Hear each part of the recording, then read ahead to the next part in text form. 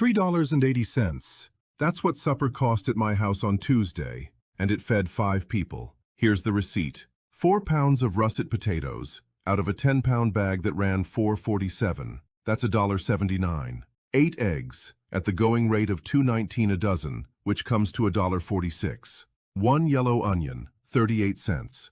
2 tablespoons of lard, 12 cents. Salt and black pepper, call it a nickel, $3.80. 76 cents a head. Now I want to be straight with you because the whole thing falls apart if I'm not. That's about 450 calories and roughly 17 grams of protein a plate. It's a supper. It is not Thanksgiving dinner, and I'm not going to sell it to you as one. But there's a number in that receipt that isn't what it looks like. The eggs. $2.19 a dozen is what they cost this month.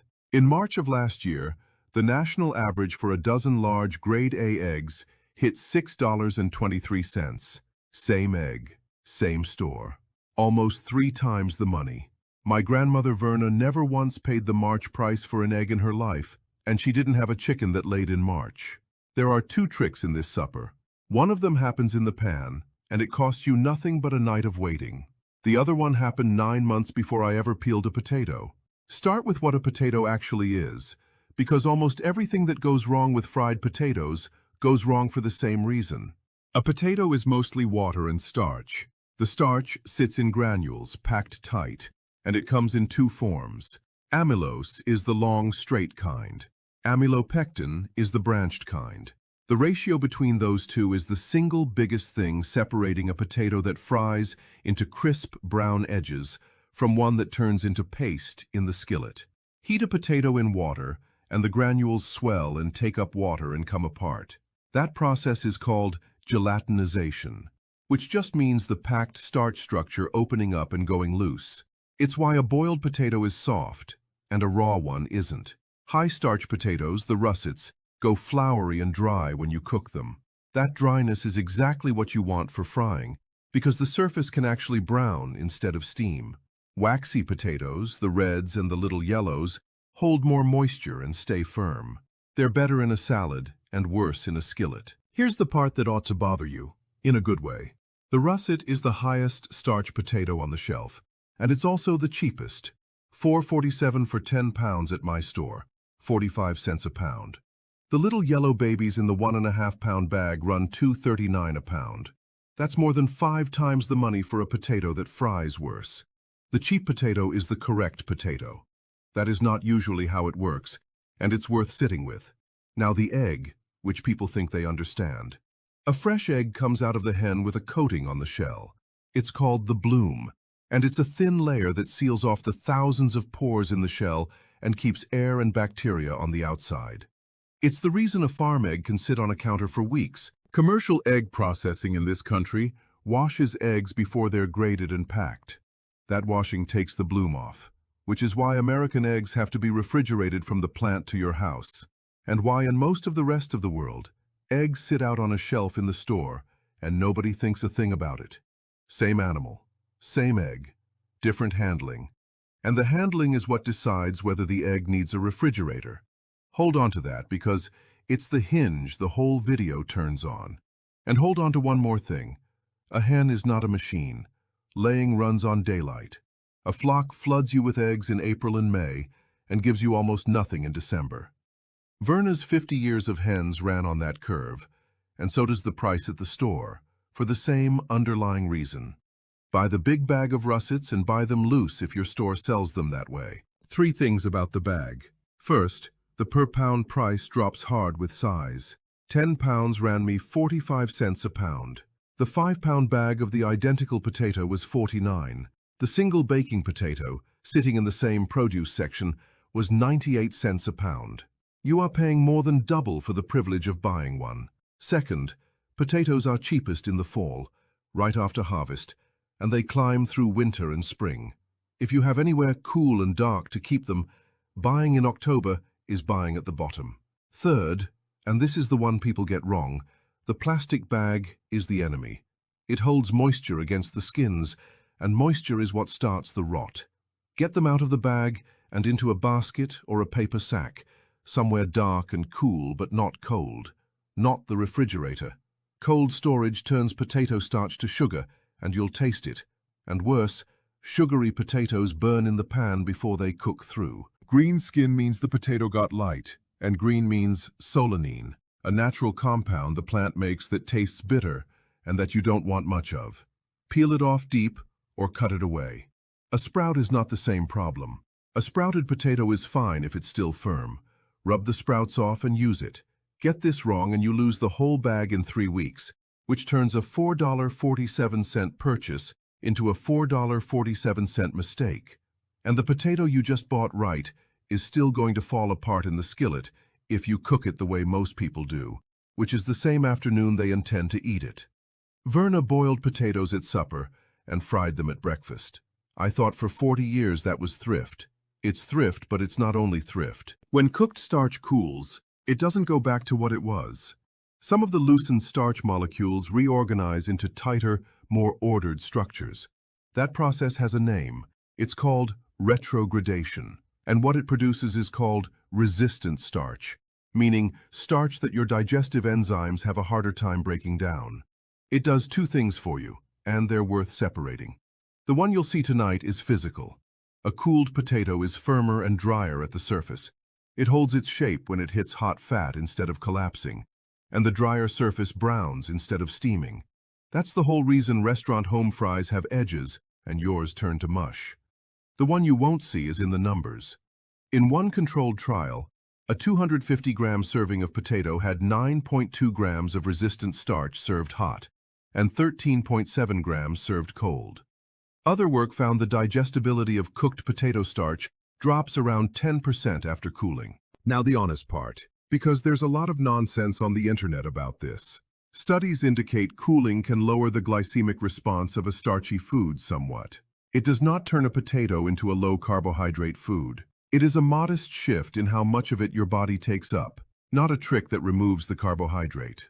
Anybody telling you different is selling something. Reheating keeps a good part of it. You don't lose the benefit by frying them. The method is nothing. Boil the potatoes whole in their skins until a knife goes in with slight resistance. Drain them and leave them on the counter until they stop steaming. Then refrigerate overnight, uncovered or loosely covered. Peel and cut them cold in the morning. Cold potatoes also cut clean, which matters more than it sounds like it does when the fat is already hot and waiting. Quick thing, then back to it. 1-page card with the receipt, the potato storage rules, and the lime-water ratio is in the description. Free, no email. Take it or don't. I won't mention it again. Cast iron, and get it hot before anything goes in it. 2 tablespoons of lard for 4 pounds of potatoes. That sounds like too little, and it isn't, because the potatoes are already cooked. You are not frying them through, you are browning a surface. Browning has a name too. The Maillard reaction is what happens when amino acids and sugars meet enough heat, and it's what produces the color and most of the flavor in a browned crust. It needs a dry surface and it needs the pan hot, which is why the 2 most common mistakes are the same mistake wearing different clothes. Mistake 1 is crowding the pan. Pile 4 pounds of potatoes into a 10-inch skillet and the moisture coming off them can't escape. The pan temperature drops. Now you are steaming potatoes in a skillet, and they will never brown, no matter how long you stand there. Work in 2 batches, or use 2 pans. Mistake 2 is stirring. Get the potatoes in a single layer and leave them alone for 4 or 5 minutes. Every time you move them, you interrupt the contact between the potato and the iron, which is where all the browning is happening. Onion goes in after the potatoes have color, not before.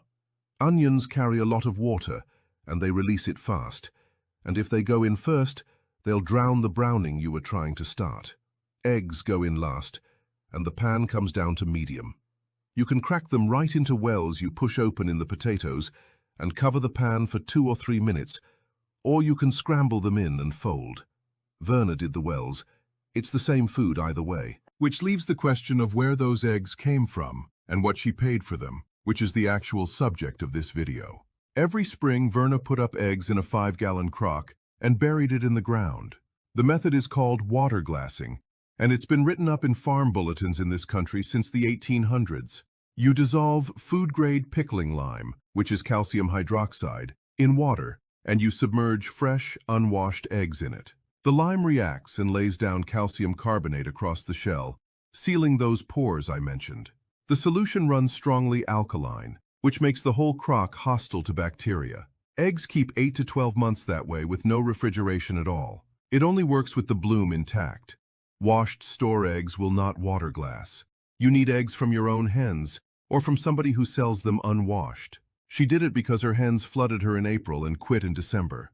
That's the whole reason, and it's an old reason. But run it against what eggs have done lately, and the thing turns into something else. Avian influenza outbreaks in 2024 and 2025 killed roughly 70 million laying hens in this country. In March of 2025, the national retail average for a dozen large grade A eggs hit $6.23, an all-time record. This July it was $2.19, and the USDA's weekly report has conventional caged eggs going on advertised feature at an average of $1.48. So, put 12 dozen eggs in a crock at the feature price, and you've spent $17.76. The same 12 dozen at the March 2025 peak would have cost you $74.76. A bag of pickling lime runs $6 to $10 and does several batches. Now the caveat, and I mean it. Nobody knows whether eggs spike again. I'm not telling you to bet on it. What I'm telling you is that it has happened twice in 3 years. That the price today is near the bottom of a range that's been documented month by month since 2017. And that a crock in the corner costs you almost nothing to keep. That isn't speculation, that's insurance. And it's the same insurance she was buying, for a reason she'd have described completely differently. Run the receipt again now that you know what's in it. $1.79 of potato, $1.46 of egg, 38 cents of onion, 12 cents of lard, a nickel of seasoning, $3.80, 5 people, 76 cents a head. Compare that to the thing most people compare it to. The cheapest combo meal at a drive-thru in most of this country runs $6 to $7 for one person. So the supper on my table Tuesday fed 5 for less than one of those fed 1. But the comparison I actually care about is different. If I'd bought those eggs at the March 2025 price instead of the crock price, the same supper would have cost $5.35. Same potatoes, same pan, same 8 eggs. $1.55 more, which is a 41% increase in the cost of a meal where I changed nothing about the cooking. That's the whole point. Almost none of the money in a cheap supper is decided at the stove. It's decided in the produce aisle, when you pick the 10-pound bag over the 5. It's decided in October, when potatoes are at harvest prices. It's decided in April, when eggs are cheap and you have somewhere to put them. By the time the skillet is hot, every meaningful financial decision in that meal has already been made, and you're just executing. Cooking is the last and cheapest step in a chain, and it's the only step anybody films. I'll give you the honest limit too. 76 cents a head is 450 calories and 17 grams of protein. If you're feeding people doing hard physical work, you're serving this with bread and probably a second egg apiece, and your number goes up. I'd rather tell you that than have you find out at the table. Potatoes, eggs, and an old trick. And if you came in expecting the trick, you probably expected it to be the cold potatoes. That's the one that looks like a trick. It's counterintuitive. It has chemistry behind it. It makes the food visibly better. It isn't the trick. The cold potato saved me nothing, not 1 cent. It made the supper better, and it changed nothing on the receipt. The trick was a 5-gallon crock and a bag of lime in April. And here's what took me most of my life to see about my grandmother. I always understood her as a good cook. That's how the family talked about her. That's what you'd have said standing in her kitchen. She wasn't primarily a cook. She was running a supply operation, and the cooking was the smallest and last part of it. The crock in the ground, the potatoes in the dark under the stairs, the lard rendered in November, off an animal she'd fed all year. By the time she picked up a skillet, she had already won or lost.